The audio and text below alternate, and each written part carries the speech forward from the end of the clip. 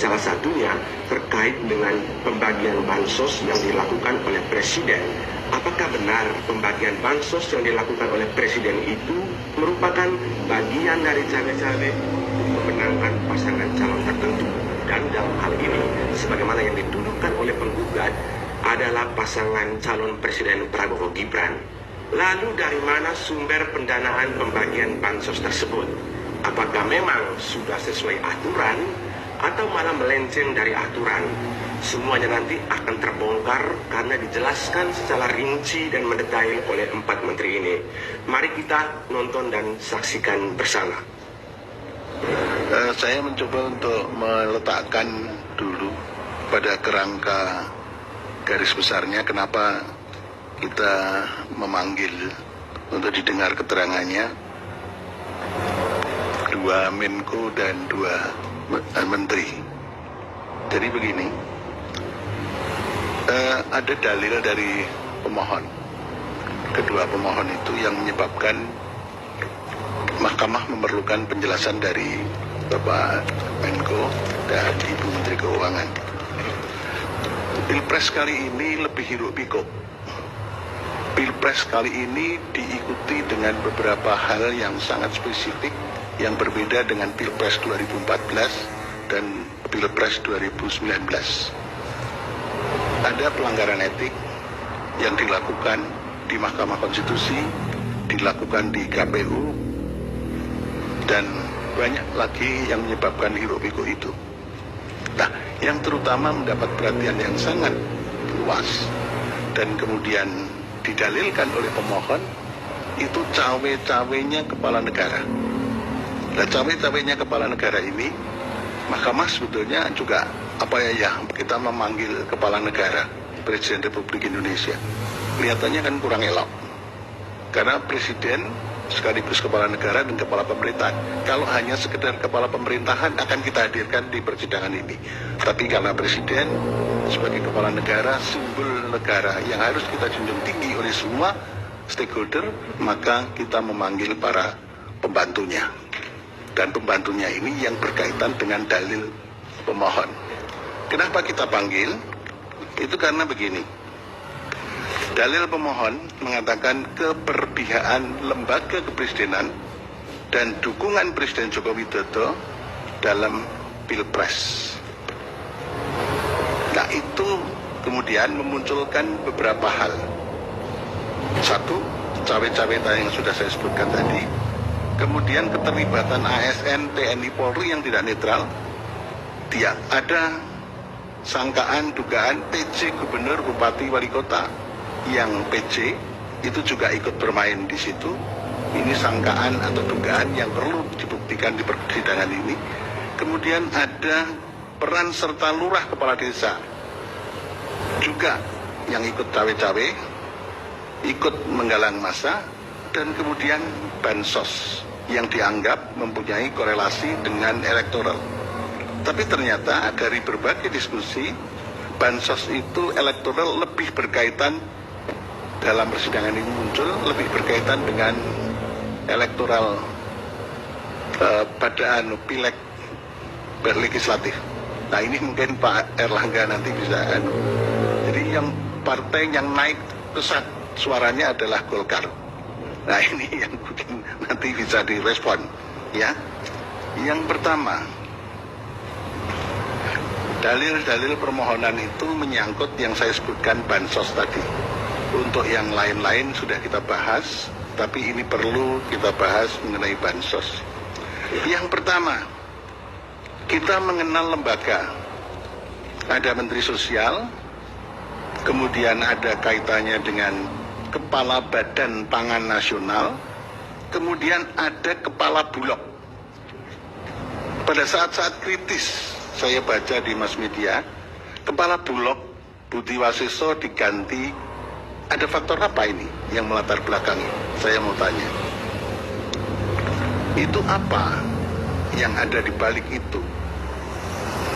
Kita pengen mengerti karena ini termasuk bisa disebut juga dengan masalah yang tadi cawe-cawe. Kemudian di Menteri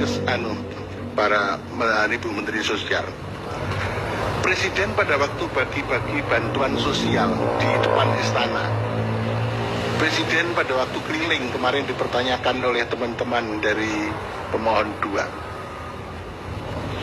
Presiden keliling ke berbagai daerah melakukan kunjungan-kunjungan daerah pas kebetulan itu di waktu kampanye, sehingga menimbulkan sakwa sangka dan saling curiga, saling fitnah di antara kita anak bangsa. Nah, itu menggunakan bansos apa, di mana, dari mana itu? Ya betul, ini merupakan salah satu pertanyaan yang masih mengganjal di benak publik teman-teman, terkait dengan dugaan cabai-cabai Presiden Jokowi di masa kampanye, di mana sangat masif sekali turun ke bawah untuk membagikan bantuan sosial di tengah masa kampanye. Jadi, seperti apa jawaban dari para menteri ini nanti, kita akan terus nonton dan menyaksikannya secara bersama. Saya membaca keterangannya Bapak Menko PMK. Di sini ada kata-kata begini: pelaksanaan tugas PMK dimaksudkan untuk memberikan dukungan pelaksanaan inisiatif dan pengendalian kebijakan berdasarkan agenda pembangunan nasional dan penugasan Presiden. Apa sih yang dimaksud dengan penugasan Presiden? Apakah penugasan-penugasan tertentu karena Presiden juga cawe-cawe? Karena kalau saya membaca sebetulnya agenda pembangunan nasional itu sudah termasuk Presiden itu akan menugaskan apa ya tak ada di situ. Tapi kok ada frasa yang khusus penugasan Presiden? Nah, apakah di lain-lain tempat, apakah di Bapak Menko Ekonomi, Bu Menteri Keuangan atau Menteri Sosial, ada agenda pembangunan nasional dan penugasan Presiden? Ini kan seolah-olah ada frasa khusus. Presiden punya misi tertentu, visi tertentu untuk melaksanakan apa ini biasanya dilakukan. Sampai di sini kita saksikan bersama bahwa memang pertanyaan dari para hakim ini sangat menohokkan tajam ya teman-teman. Oke, kita lanjutkan. Iya, ini catatan saya belum ketemu, nanti saya mungkin bisa sampaikan. Terima kasih. Terima kasih kembalikan Pak Ketua. Mohon maaf Bapak Menko dan Bu Menteri Keuangan. Baik, mungkin dikumpul dulu ya, Bapak-bapak dan Ibu. Baik, terima kasih kepada Pak Ketua. Terima kasih juga kepada Bapak-bapak Menko dan Ibu-Ibu Menteri. Karena ada 2 Bapak Menko dan 2 Ibu Menteri. Begini, saya kira ketika ada permohonan terkait dengan PHPU Pilpres ini, memang salah satu isu yang menonjol dalam dalil tersebut adalah soal bantuan sosial atau bansos. Berkenaan dengan ini saya memang mencoba mencari tahu. Jadi sama ya teman-teman, Ibu Eni Nurbaningsi juga menyoroti soal bantuan sosial ini. Itu memang luar biasa ya Pak Menko ya. Artinya saya mencoba melihat dia ada pertama di Undang-Undang APBN, Undang-Undang Kesejahteraan Sosial, Undang-Undang Pekerja Sosial, SJKN, dan berbagai macam peraturan-peraturan teknisnya di situ. Kalau saya lihat di dalam Undang-Undang APBN, Undang-Undang 19/2023, itu memang ada salah satu pos yaitu belanja pemerintah pusat menurut fungsinya. Yang tadi Bu Menko sudah menyampaikan, itu berkaitan bagaimana kemudian pemerintah ini harus mencapai tujuan kita bernegara untuk mencapai tujuan salah satunya.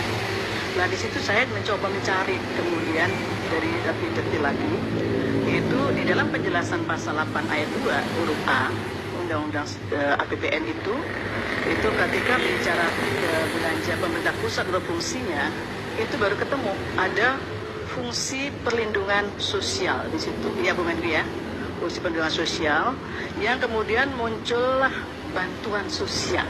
Itu nyelempit ibaratnya di penjelasan itu bantuan sosial itu.